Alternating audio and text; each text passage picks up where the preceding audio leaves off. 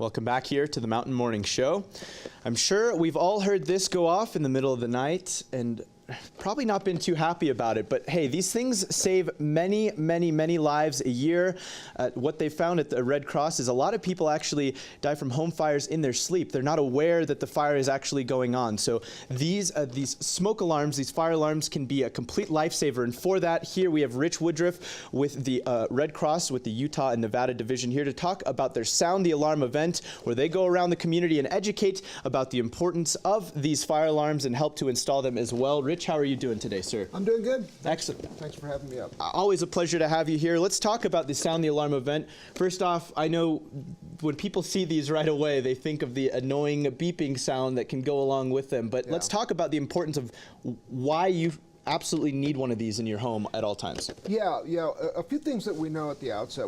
Unfortunately, about 7 people a day die in a home fire. Wow, that's too much. A lot of them don't have smoke alarms. And the presence of a working smoke alarm, especially a good plan, evacuation plan, cuts the risk of dying by 50%. So the Red Cross says, okay, we can do something about this. So a few years ago in 2014, we launched what we call the Home Fire Campaign, which is essentially to go to at-risk neighborhoods, install free smoke alarms, teach people fire safety, and then over time the goal was to reduce the number of deaths by 25%. So year to date we've installed nationally over 1.1 million alarms. Wow. And we're tracking the results, and so far we know 418 people have been confirmed to have been saved by a Red Cross smoke alarm. Wow. So the work is proving to be very effective, obviously. And here in Utah, it's effective as well. You guys kind of, this Sound the Alarm event has kind of been going on over the last few weeks, and you just concluded, I think you said last Saturday, with the installation of a few alarms. You have some coming up tomorrow as well. Let's talk about that. Yeah, we do. Sound the Alarm is kind of under the umbrella of Home Fire Campaign, and what it is, it's a concentrated effort to really raise awareness, raise volunteerism, raise safety, and also to raise money, of course, because we have to pay for the alarms, etc. So what we have is a couple events in May. We have one tomorrow, actually, in South Salt Lake from 4 to 7.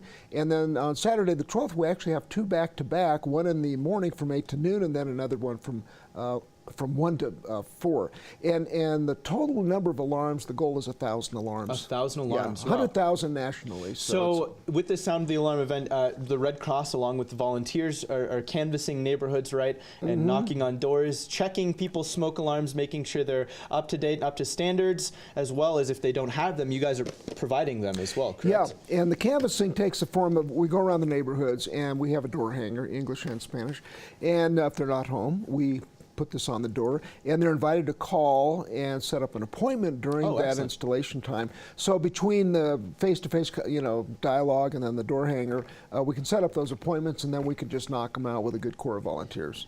Excellent. And you guys go along some other really great pertinent information, I think, as well. Something that has been taught since I was very young, but it kind of seems to be, I think, losing its steam is the home evacuation plan. This is something that I remember seeing in a lot of my friends' homes, in my own home, posted on our fridge at all times. The evacuation plan for the house. Why is this something that's kind of seemed to be dwindling away? Do you think digital I think it's awareness. It's kind of old school. It's a grid. You draw that plan. And yeah, you want to have an evacuation plan. You want to rehearse it, especially for kids. You don't want to get caught off guard. Exactly. Why is it important to have one of these evacuation plans? Say if fire happens in your home. Well, most people don't realize that you only have about 2 minutes to escape. In fact, most people think it's a lot more than that. Absolutely. In movies, you see 5 minutes of people. It's not like that at all. The fire spreads very, very quickly in a home.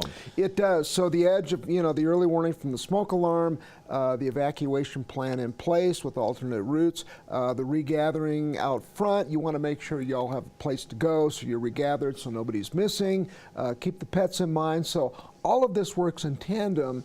The plan, the alarm, to really, get people out safely and frankly save lives. Absolutely, and I think people kind of forget how chaotic these situations can be, and communication a lot of the time can break down when situations like this arise. So it's important to have a pre-rehearsed plan and a plan that everyone in your family is on the same page with, so nothing goes awry. Let's talk about how you guys are obviously always looking for more volunteers to assist with these Sound the Alarm events and all of your other great events that you guys put on throughout the year. Where can people go to volunteer their time or donate their money as well? You know, we've made it very easy. We have a dedicated website. It's called soundthealarm.org/Utah. And through that, you can navigate all the way down to the local events. And yeah, volunteerism is a big part of the Red Cross anyway. So we need quite a few people to pitch in. We still need volunteers. You do have to pre-register though. So soundthealarm.org /Utah, and then you can find an event near you. We've got the events that we talked about today, and they can sign up and really make a difference. We have a lot of fun too. It's a good time for a good cause. Excellent. And in regards to these smoke alarms, is there any way that the public can help to make sure that the Red Cross always has enough of these in stock to distribute out to the public? Yes, we survive on the generosity of donors as well as the power of volunteers. So certainly, if you want to make a donation through that website, you can do the same. A smoke alarm, costs money.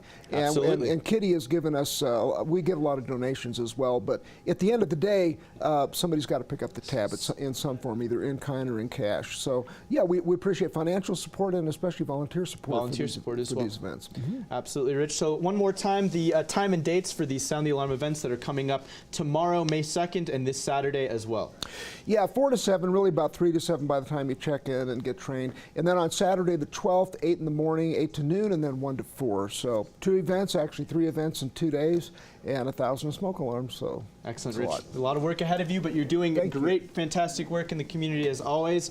Head over to Red Cross's Utah page so you can either volunteer your time or donate some money if you can. As he said, they always need resources for the Red Cross so they can make sure to take care of all of the communities around us, and they do great work. So be sure and donate there. We have much more to come here on the Mountain Morning Show. Stay tuned.